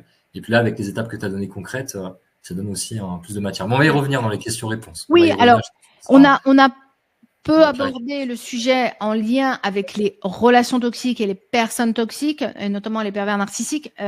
Mais c'est des choses que je pourrais développer. Je sais que tu vas en parler après. bien entendu, pour expliquer qu'est-ce qui fait tous les liens entre dans ma vie de tous les jours, comment la dépendance affective, elle vient impacter le lien, quoi, en fait, tout simplement. Ok, top. En tout cas, aussi ce soir, là, pour faire la transition avec Christelle, on a un projet avec Mentor Show. C'est justement de faire une masterclass sur la dépendance affective. Vous l'avez compris, Mentor Show, c'est son travail, c'est trouver des mentors qui sont qualifiés et passionnés dans un sujet et les faire faire une masterclass sur ce sujet précisément pour qu'ils puissent justement tout transmettre de manière transparente et de manière pratique et concrète des solutions, des petits outils et tout ça que vous pouvez appliquer en direct en regardant les vidéos. Et donc, c'est ce qu'on veut faire avec Christelle, mais pour ça, on a aussi besoin de votre aide. Donc, pour ceux qui veulent participer, être co-créateurs et co-créatrices de ce projet, on va vous partager dans le chat, donc l'équipe va vous partager dans le chat un formulaire dans lequel il y aura des petites questions et sur lesquelles vous pourrez du coup apporter vos éléments. Donc, qu'est-ce que vous aimeriez voir dans cette masterclass? Qu'est-ce qui est important pour vous sur la dépendance affective? Qu'est-ce qui est difficile de comprendre, de mettre en pratique, de changer chez vous? J'ai vu des messages passer où il y a des personnes qui sont déjà en psychothérapie depuis parfois des années et qui se trouvent toujours être en dépendance affective, donc elles désespèrent un peu. Ouais. Bon, alors que non, je le dis pour tous, hein, la dépendance affective, quand elle est bien traitée, on peut la cicatriser. D'accord? Ça veut dire qu'en fait, il y aura toujours, je dis toujours, on peut fermer la blessure, il y aura toujours la cicatrice, parce qu'il y a une cicatrice de vie. Mais quand on appuiera dessus, ça fera plus mal. C'est tout. Ouais, c'est top. Donc voilà, donc là l'idée c'est ça. Donc là on met dans le chat, donc Vanessa vient de le mettre. Donc ce petit formulaire, donc c'est vous êtes libre de le faire, vous pouvez mettre vos petites idées dedans. T'as dit quoi? Je disais merci à Vanessa. Ah oui, merci Vanessa. Donc voilà, le petit formulaire, donc qu'est-ce que vous aimeriez voir dedans? Et puis on a un petit cadeau du coup avec Mentor Show et je pense que ça peut vraiment vous faire plaisir. Pour vous remercier du coup de votre participation et de vos idées, il y a 2 personnes qui vont être tirées au sort parmi les participants et qui vont pouvoir avoir la chance d'aller assister au tournage en direct. Donc, vous allez vous rendre sur les plateaux de tournage. Vous allez rencontrer Christelle, du coup, en présentiel, en réel. Et vous allez pouvoir voir comment Mentor Show s'y prend pour mettre en œuvre ces masterclass. C'est quand même génial. Ça peut être une super expérience, parce que ça peut créer des super souvenirs. Moi, quand tu m'as dit ça tout à l'heure, j'ai trouvé que c'était tellement génial parce que déjà, ça permet de voir en effet comment ça se passe dans l'aide. Puis c'est un peu aussi un moment précieux où moi, je peux aussi prendre du temps avec chaque personne qui est là pour un peu plus comprendre son histoire, pour pouvoir donner des tips personnalisés. Donc, ce sera avec grand plaisir. Donc, vraiment, merci. Merci à vous pour votre participation, pour toutes vos idées. C'est trop cool et on est hâte de pouvoir voir ce projet prendre vie. En tout cas, voilà, là, il nous reste à peu près un bon quart d'heure, 20 minutes, hein, je pense. On peut prendre même 20 minutes pour vos questions. J'en ai vu beaucoup passer. Donc là, il y a avec grand plaisir. Hein. On n'est pas tout seul avec Christelle. Il y a des personnes qui se sont chargées de sélectionner vos questions. Donc, c'est ça qui sont revenues plus souvent et les plus pertinentes dans le chat. Donc là, je vais tout simplement les poser directement à Christelle et elle va pouvoir vous apporter plus d'éléments, plus de valeur encore sur ce sujet. OK? C'est parfait. Donc, pour ceux qui répondent en même temps, peut-être vous pouvez ouvrir le formulaire à côté et vous répondez plus tard. Comme ça, vous faites pas tout en même temps et vous êtes présent avec nous. En tout cas, vous l'avez et puis vous pouvez juste envoyer ensuite le formulaire. Ça sera automatisé. Oui, vraiment, surtout, allez-y, donnez-moi toutes les informations parce que ce qui est intéressant à travers ce formulaire, c'est que la masterclass, ça va être construite sur mesure en fonction des besoins de chacun. Donc, pas hésiter vraiment à exprimer sa liste de courses, quoi. C'est important, c'est ça. C'est trop ça. Donc, super. Donc là, justement, je vais pouvoir accéder aux questions. Donc, tac. Ah, c'est peut-être le temps qu'elles soient encore sélectionnées. Là, j'en ai encore pas sous les yeux, mais en tout cas, moi, je vais t'en poser aussi parce que j'en ai retenu quand même quelques-unes qui sont revenues souvent. Vas-y. Pour les personnes du coup qui sont en hyper attachement. Peut-être que Jimmy, tu peux revenir avec moi dans un duo. Dans un duo. T'es en tout petit. Ah oui, ok, ouais, carrément. Je peux te. Ah ouais. Ah, non, voilà. Non, duo. Ok. Merci à toi. Pas de souci. Donc ouais, pour une question que j'ai vu souvent passer, pour les personnes qui sont en hyper, donc en hyper attachement, comment est-ce qu'elles font concrètement pour se libérer de l'espace en fait pour elles, pour réussir à justement se libérer de cette pression d'avoir besoin des autres pour commencer à vivre leur vie, faire des activités, sortir, aller au cinéma, enfin voilà, faire des choses de la vie de tous les jours qu'elle ne s'autorise pas à faire. J'ai une chatte qui est en hyper attachement. Voilà. Elle va entendre, elle a besoin d'entendre. Elle a besoin d'entendre. Alors, repose-moi précisément ta question, voire même avec parce que le mieux, c'est une situation réelle. Ok, voilà. Une personne en hyperattachement, donc elle a un score à plus de 20 en hyperattachement. Donc pour elle, les gens sont centrales. En fait, elle vit à travers les autres, clairement. Comment est-ce qu'elle fait pour un peu plus réussir à se libérer de l'espace juste pour elle? Donc apprécier d'être seule, apprécier de faire des choses seule, sans avoir besoin forcément qu'il y ait quelqu'un qui l'accompagne, qui aille au restaurant avec elle, qui aille au cinéma avec elle. Ça ne viendra pas du jour au lendemain. La première chose, c'est que dans l'hyper-attachement, alors c'est pas seulement aller au resto ou faire tout seul, c'est qu'il y a, je parlais tout à l'heure d'une notion de permission, il y a beaucoup de croyances et d'un côté il y a des croyances et de l'autre côté il y a des permissions et il y a des peurs. Donc la première chose à faire, parce que quand on vous dit essaye mais prends sur toi ou autre, ça ne marche pas, on va se raconter des cracks, c'est pas vrai. Donc la première chose à faire, c'est de se dire ok, il faut aller à la racine pour comprendre les choses. Si aujourd'hui par exemple j'ai peur d'aller au restaurant toute seule, ou alors je peux pas vivre sans quelqu'un, même si donc je vais scroller tous les sites de rencontres dès que je peux pour sortir d'une relation, il faut que j'en ai déjà une autre par exemple. Eh bien, faut comprendre, et c'est propre à chacun, c'est quoi ma peur. Donc la première chose à faire, c'est de quoi j'ai peur. Faut se la poser cette question. Et la plupart du temps, il y a une erreur qu'on fait, c'est une erreur qu'on fait. Quand je dis ça, c'est pas tu fais des erreurs, c'est un schéma, comme je dis, on l'a tous. Donc on s'arrête à la sensation de la peur, mais on déroule pas le fil. Donc on se dit j'ai peur, je vais pas y aller, faut que je trouve tout de suite quelqu'un, une autre relation parce que j'ai peur du vide. Ok, ok, de quoi t'as peur? Qu'est-ce qu'il y a derrière? Ok? Déroulons le fil de cette peur. Qu'est-ce qui se passerait au pire? Au pire du pire, qu'est-ce qui se passerait? Parce qu'on s'arrête la plupart du temps à la sensation, mais jamais au réel. Donc, il faut bien identifier une peur réelle, une peur pensée. La prise de conscience. Ok, si vraiment j'étais seule, est-ce que j'ai déjà été seule? Comment ça s'est passé? Qu'est-ce qui était bien? Qu'est-ce qui n'était pas bien? Ok, donc j'ai peur de quelque chose que je n'ai jamais vécu. Donc, j'ai peur en imaginaire, mais pas en réel. Là, par exemple, tu vois, c'est un format où le job, c'est de commencer à mettre de la conscience sur une sensation diffuse qui n'existe pas. On ne peut pas agir uniquement sur l'idée de quelque chose. Ok, donc on donne comme si on allait voir le monstre dans le placard, quoi. En vrai, à quoi il ressemble pour de vrai? De quoi j'ai peur? Ok, une fois que j'ai dit, par exemple, voilà, j'ai cette peur de vivre sur l'autre. Ok, qu'est-ce qui se joue? Qu'est-ce que ça vous renvoie? Qu'est-ce que ça renvoie de la personne, de son histoire, d'un vécu? Et on se rend compte qu'en fait, on a peur de quelque chose qui pourrait arriver ou de quelque chose qui appartient au passé, mais rien dans le présent. Parce que dans le présent, tout va bien. Donc, il y a déjà ça. Top, super. Okay. Du coup, j'ai d'autres questions. Donc là, je vais pouvoir les partager. Donc, il y en a une de Christine. C'est un peu une question d'introduction. C'est, tu l'as un petit peu dit, mais peut-on vraiment guérir pleinement de la dépendance affective? On peut cicatriser, oui. Vous aurez toujours le souvenir. Une dépendance affective, elle a trouvé sa source dans une histoire de vie. D'accord? Il y a un contexte. Donc, le contexte, on va pas réécrire votre histoire. C'est pas vrai. Par contre, j'ai une histoire, mais elle me fait plus souffrir. Ok.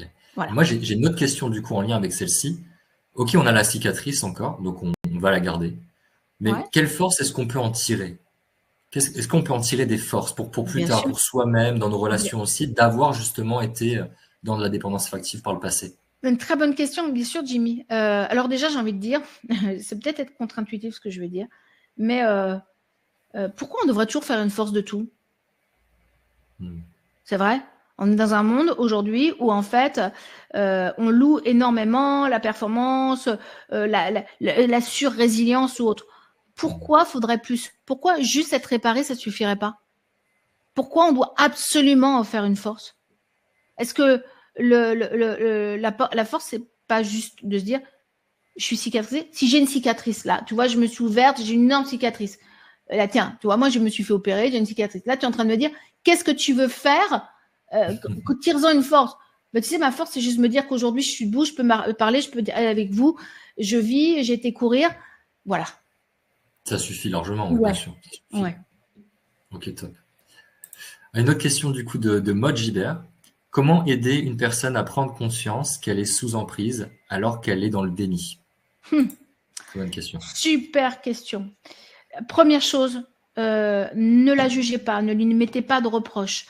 Il faut faire corps avec une personne qui est sous emprise, c'est-à-dire vous devez créer l'alliance. Et quand on veut dire, enfin tu vois bien qu'elle est ceci, qu'elle est bien cela, en fait, la personne qui est sous emprise va voir ça comme une forme de rejet aussi, puisque une critique devient un rejet.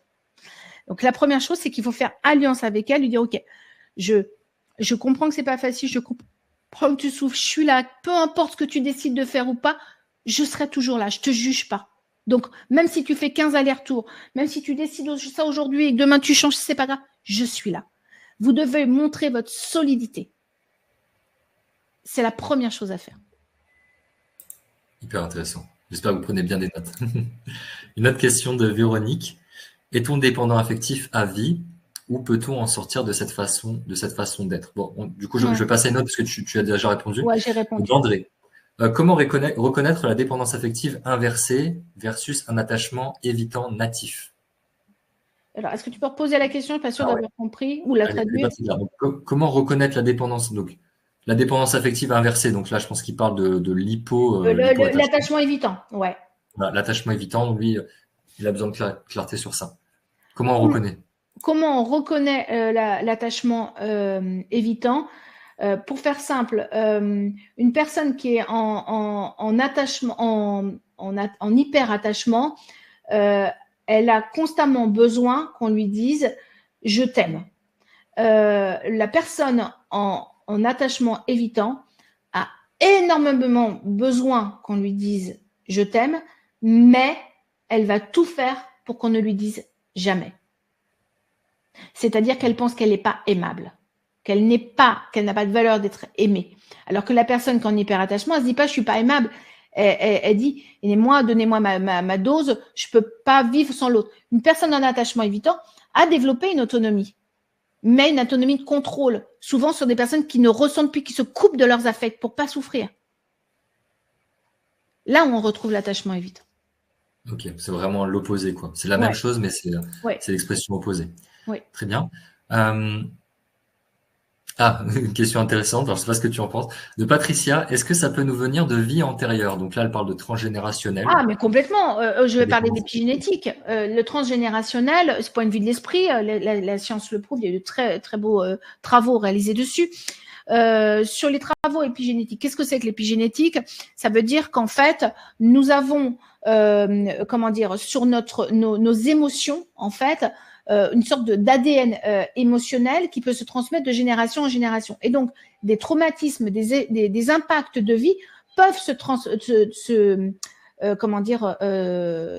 de génération en génération. Pour vous donner un exemple, vous avez dans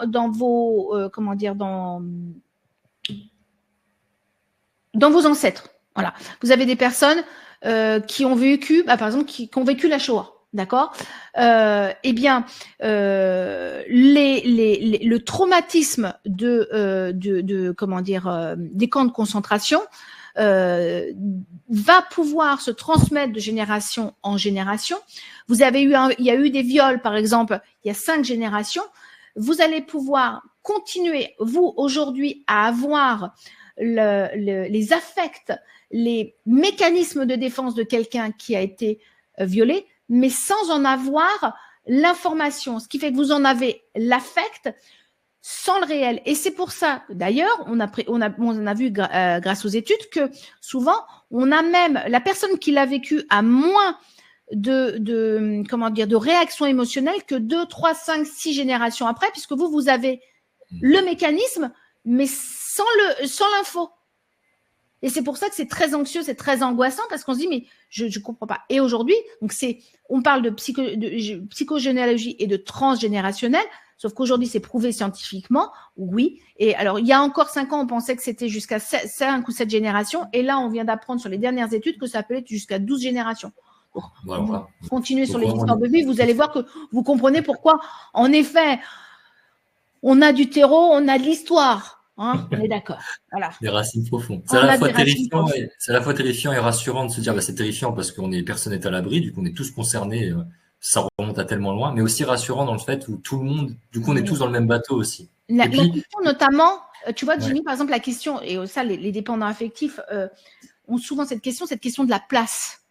On n'en parle pas suffisamment. La question de la place, c'est quoi ma place? Quelle est ma place? Quelle est la place qu'on m'a donnée? Quelqu'un qui est en dépendance affective, il prend pas sa place. Il attend qu'on lui donne une place ou qu'il n'ait pas de place du tout. Mais ce questionnement de la place, il est très, à mettre en lien avec l'héritage familial. Quelle est la place qu'on m'a donnée? Quelle est la place que j'ai pas pu prendre? Et s'il y a eu un décalage au niveau transgénérationnel de génération en génération, qu'il y a eu un décalage de place, eh ben, il se continue. Maintenant, le fait de le conscientiser permet tout simplement de couper avec ce transfert générationnel, tout simplement. Briser les chaînes un petit peu. Voilà, on appelle briser les chaînes. Ouais. Et c'est pas de la magie, hein, c'est du concret, hein, c'est vraiment. Voyez-le comme je marche. Vous voyez, par exemple, tiens, comme un langage. Quand on habite dans une région, on a, si vous êtes corse, vous avez parlé avec l'accent corse. D'accord? Et vous ne posez pas la question, c'est transgénérationnel. Bon, eh ben, si vous êtes né en Corse, mais que par contre après vous allez habiter, vous avez 5 ans et qu'on vous amène habiter sur le continent, mais vous l'avez plus l'accent. D'accord? Vous l'avez perdu l'accent, mais pourquoi? Parce que vous étiez plus confronté dans cette comment dire, ce cycle là. Mais c'est la même chose. Mais ça se travaille. Et du coup, le travail qu'on fait aussi pour nous sur ces problèmes, sur nos blessures, bénéficie du coup aussi tous nos enfants, tous ceux qui arriveront après aussi. Donc c'est aussi un peu un cadeau, hein, on refile pas les paquets cadeaux empoisonnés. C'est ça, empoisonné, mal emballé. Ouais. Très bien, parfait. Une question de Mojiber. Comment aider cette personne sous emprise, PN, pour lui faire prendre conscience? Donc PN, pervers narcissique, hein, pour ceux qui me suivent. Donc comment aider cette personne sous emprise avec un pervers narcissique pour lui faire prendre conscience de cette relation toxique? Ça me fait penser d'ailleurs, parce que là j'ai parlé de dépendance affective, mais si dans le chat par rapport à la conférence, la masterclass qu'on va faire ensemble, les gens souhaitent qu'il y ait beaucoup plus sur la partie des pervers narcissiques, n'hésite pas à le dire. À ce moment-là, on pourra vraiment renforcer le sujet des pervers narcissiques. D'accord ? D'accord. J'en profite aussi pour expliquer qu'il y a une différence entre une relation toxique et une personne toxique. Une personne toxique, par exemple, type pervers narcissique, c'est une personne, elle est comme ça, d'accord ? Et elle, alors, elle n'a pas conscience de qui elle est, mais elle a conscience de ce qu'elle fait. Hein. Retenons toujours cela.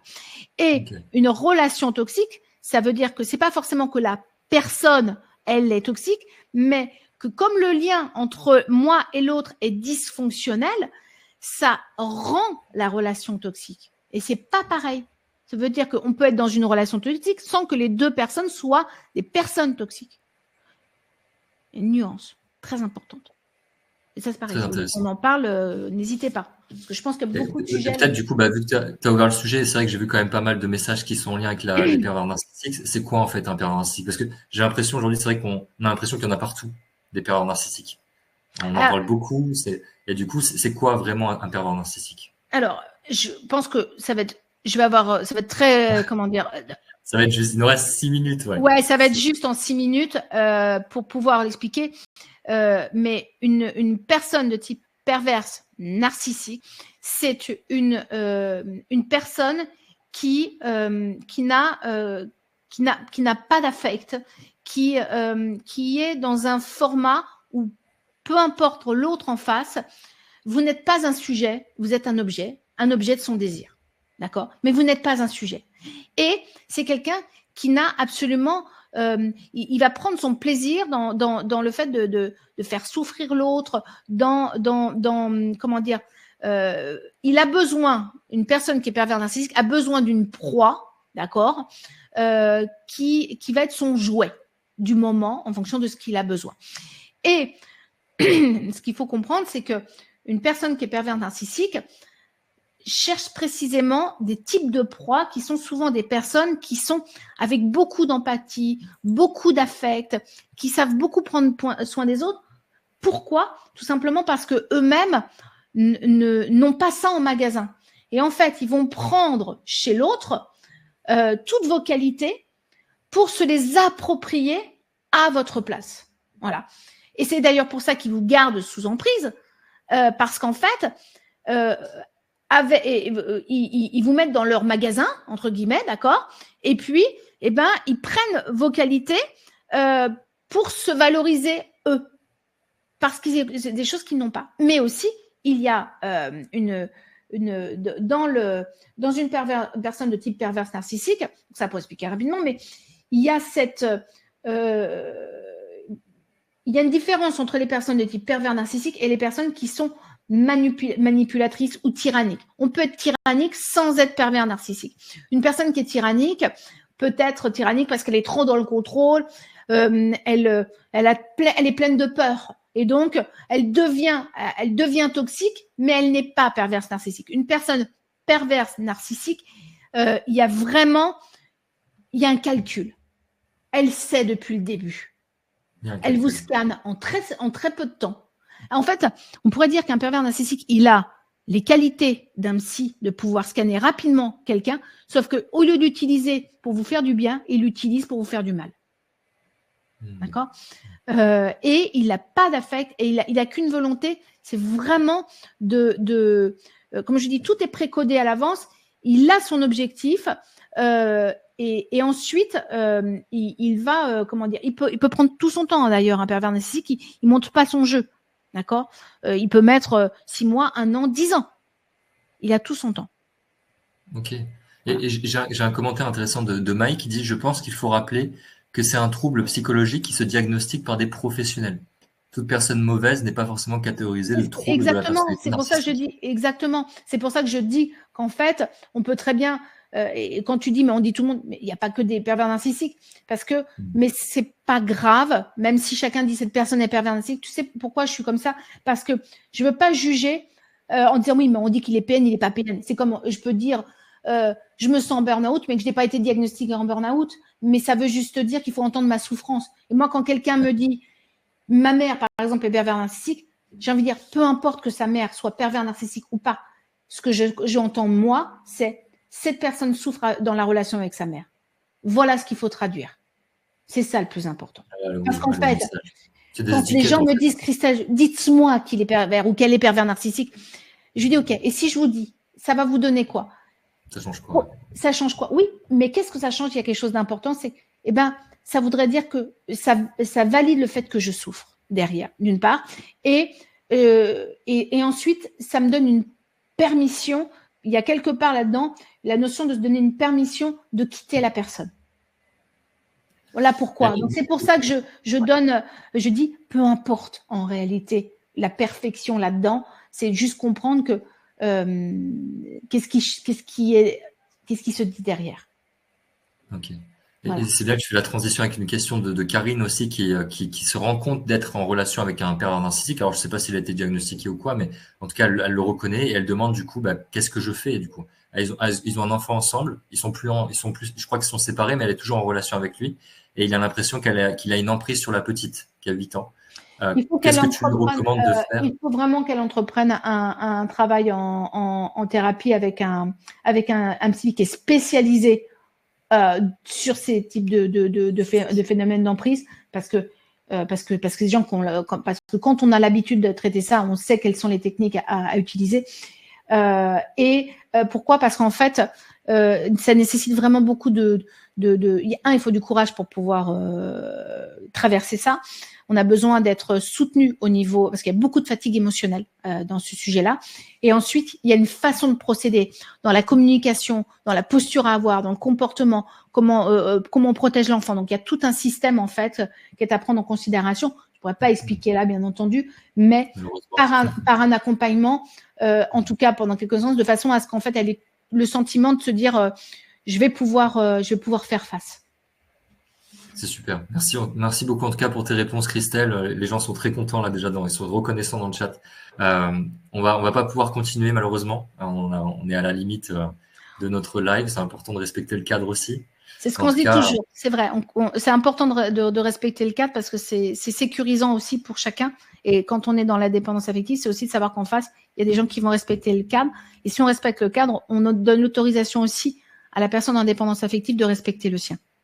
Yes, c'est top. En tout cas, moi, je retiendrai vraiment ce que tu as dit sur s'aimer, c'est se donner des permissions. Ouais. Qu'est-ce que vous vous empêchez de faire aujourd'hui que vous avez besoin de vous permettre de faire? Et faites-le un petit peu plus. C'est mon petit message pour vous. En tout cas, merci beaucoup, Christelle. Merci. Et j'en profite vraiment pour redire parce que la masterclass va vraiment être faite sur mesure. Donc, dites vraiment de quoi vous avez besoin. Et là, c'est le moment de le faire. En plus, c'est un beau test pour vous de dire, OK, je vais essayer de traduire de quoi j'aurais besoin, qu'est-ce que je voudrais dans cette masterclass, à quoi je voudrais que ça m'aide et que ça m'accompagne. Cette masterclass, elle va être faite sur mesure sur vous.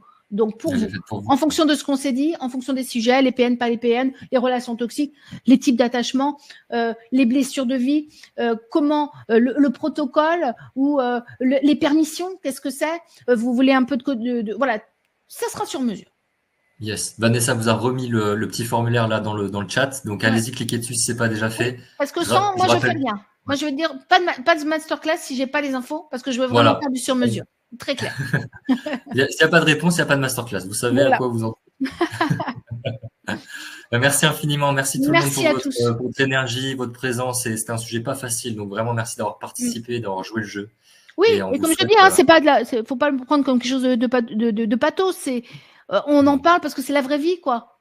Voilà, tout simplement. Et merci à toi, Jimmy. Vraiment, c'était super agréable de faire ça avec toi. Merci beaucoup. Je suis très heureux. Merci. Et merci à toutes les personnes qui étaient là. Moi, je vous embrasse fort et je vous dis à très vite. Merci infiniment, Christelle. Merci tout le monde. Prenez bien soin de vous. Bonne soirée.